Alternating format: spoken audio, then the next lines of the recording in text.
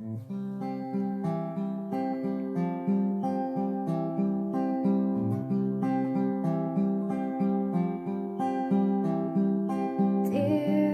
world, this ain't the first time that you've been down, but you always come around, you see. Hearts break, the earth shakes, and it says you awake, that we're needing a change, you see. But hey, you in a hospital room, the last 20 years,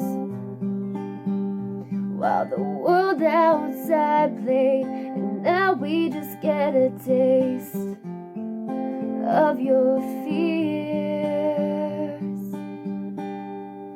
May this remind us of the forgotten, of the downtrodden, who long before now knew struggled each day.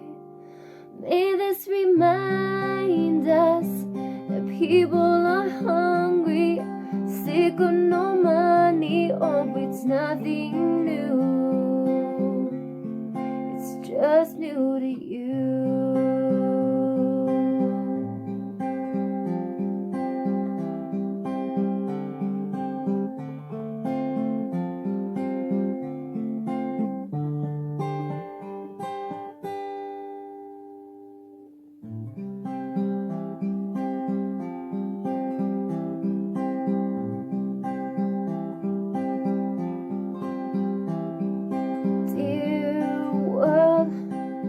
Don't start to sink into your fears. Run away from your tears. Just breathe.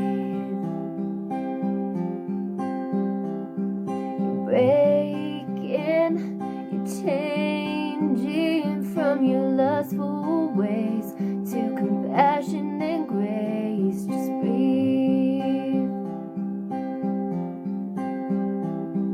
Now I know there's a purpose to everything,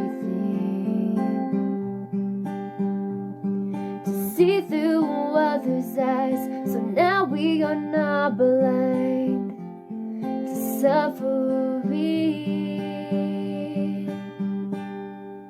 May this remind us of the forgotten, of the downtrodden, who long before now knew struggle each day. May this remind us that people are hungry, sick of no money, oh, it's nothing new, it's just new to you.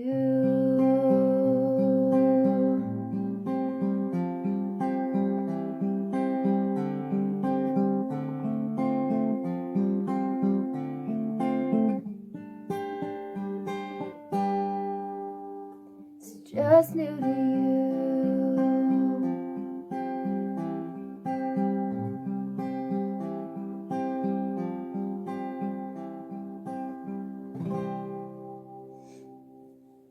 So, we've had a lot of love and prayers poured out to us the last couple weeks. I got deathly ill at a very inconvenient time.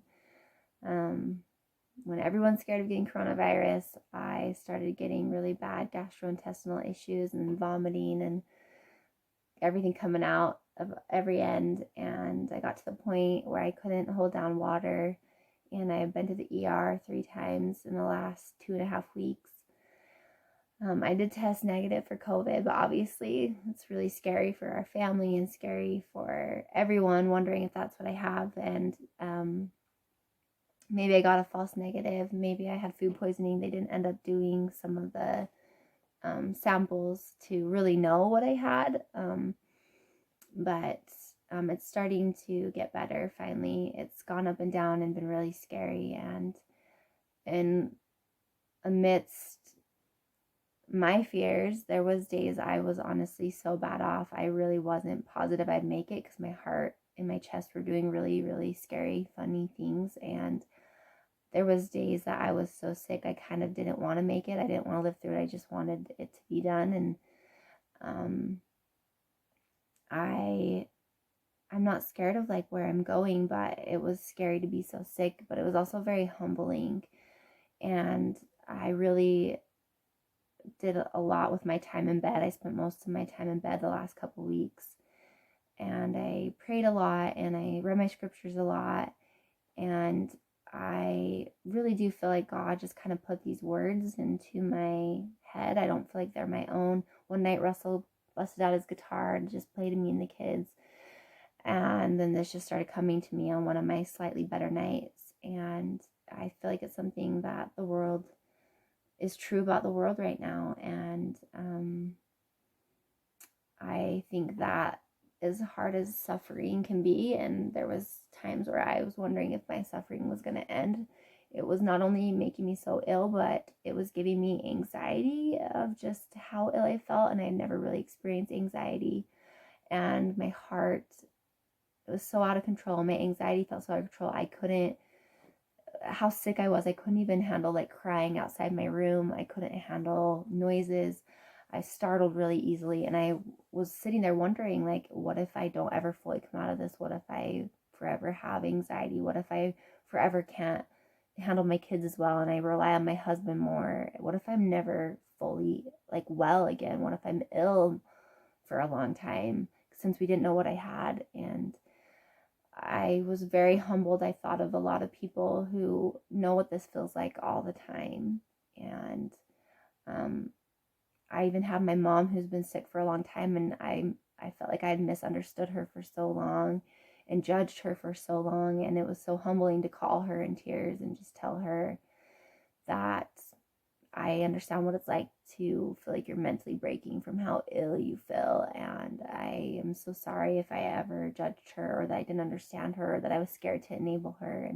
But I also just thought of people who've had illness their whole life, or who are facing cancer and not great odds, or who just face not knowing where their next paycheck's coming long before Corona or our current scares hitting all of us. There's people who face these kind of fears all the time and don't always get help or don't have people cheering them on. Right now, like with Corona, we're all in this together, and there's this unity that helps us feel better. But there's people facing things throughout the history of time that didn't get to have the whole world scared with them, and people don't know what they're going through. So I hope we take this opportunity to seek out those people that need help, that need love, that need attention. And also, if things can get back to normal, that we don't forget how this feels, and we don't forget to keep finding those people. I sang at a hospital where most people are so disabled, they've been disabled all their life, and they said that some families do kind of abandon them and don't come visit because they seem like a vegetable. They can't respond. They can't tell you if they like what you're doing for them.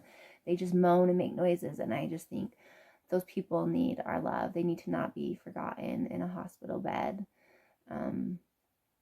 We need to go out of our way from now on and be woken up to how much the world needs us all the time, not just in times like these.